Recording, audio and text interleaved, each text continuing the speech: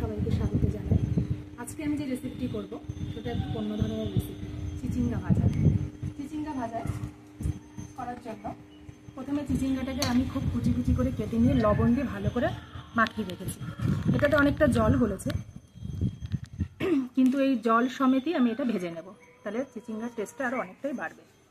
আর তার জন্য চিচিঙ্গা ভাজার জন্য আমার লাগবে দুটো ডিম, ডিমটা ভেজে তুলে রাখবো। আর লাগবে পেঁয়াজ কুচি আর চেরা লঙ্কা। চিচিঙ্গা ভাজার জন্য প্রথমে আমি ডিম দুটো ভেজে নেব।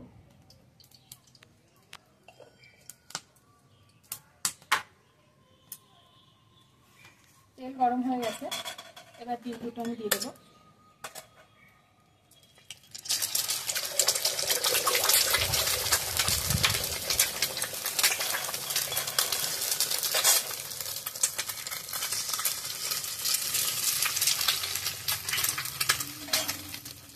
ভালো করে ধীরে করে এটা ভেজে তুলে রাখবো।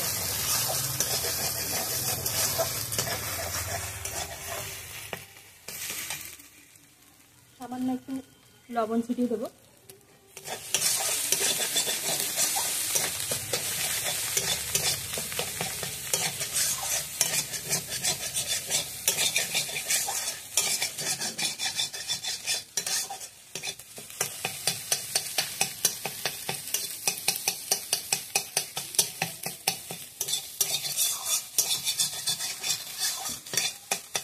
এবার আমি তুলে নেব।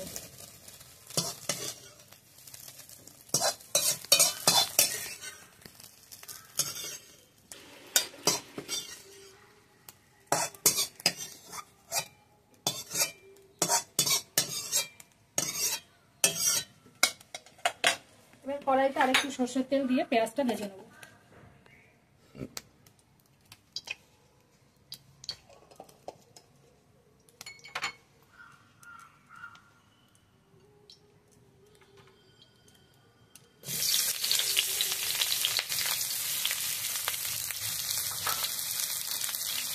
পেঁয়াজটা একটু লাল লাল করে ভেজে তুলে রাখবো।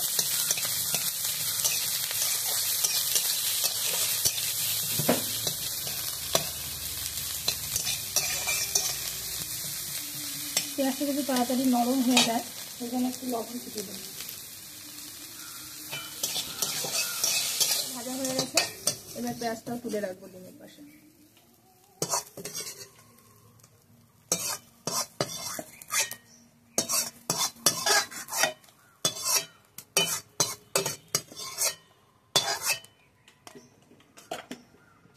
এবার কড়াইতে তেল দিয়ে দেবো চিচিঙ্গা ভাজার জন্য।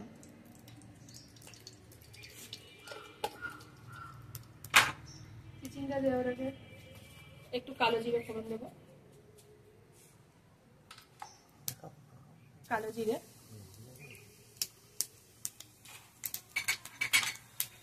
চেরা কাঁচা লঙ্কা, এবার চিচিঙ্গাটা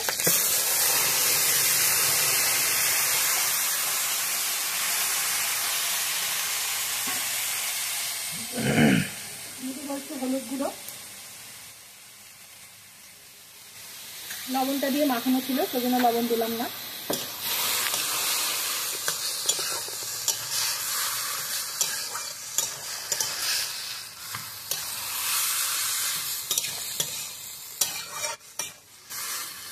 আর একটু হলুদ গুঁড়ো লাগবে।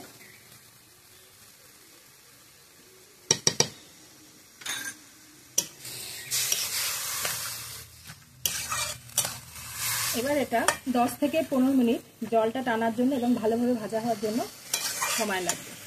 এটাকে আমি ঢেকে দিয়ে 10 থেকে 15 মিনিট রাখলাম। মাঝে মাঝে একটু নেড়ে দিতে হবে। জলটা সম্পূর্ণ শুকিয়ে গেছে এবং চিংড়াটাও প্রায় ভাজা ভাজা হয়ে আসছে। এবার আমি এতে একটু স্বাদটা যাতে একটু বাড়ে তার জন্য একটু চিনি অ্যাড করব। এটা অপশনাল, আপনারা দিতেও পারেন, নাও দিতে পারেন। একটু চিনি দিলে এর স্বাদটা দ্বিগুণ বাড়ে। খুবই সামান্য চিনি।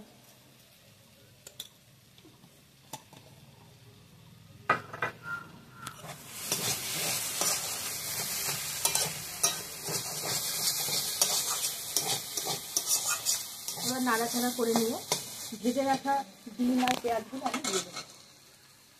এই দেখুন,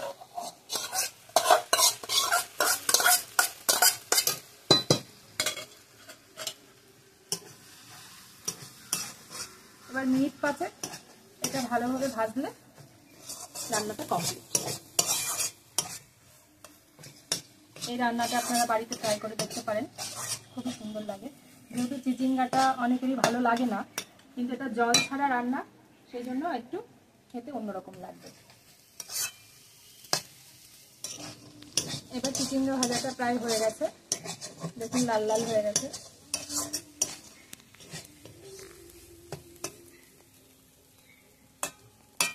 এই রান্নাটা এবার সম্পূর্ণ হয়েছে।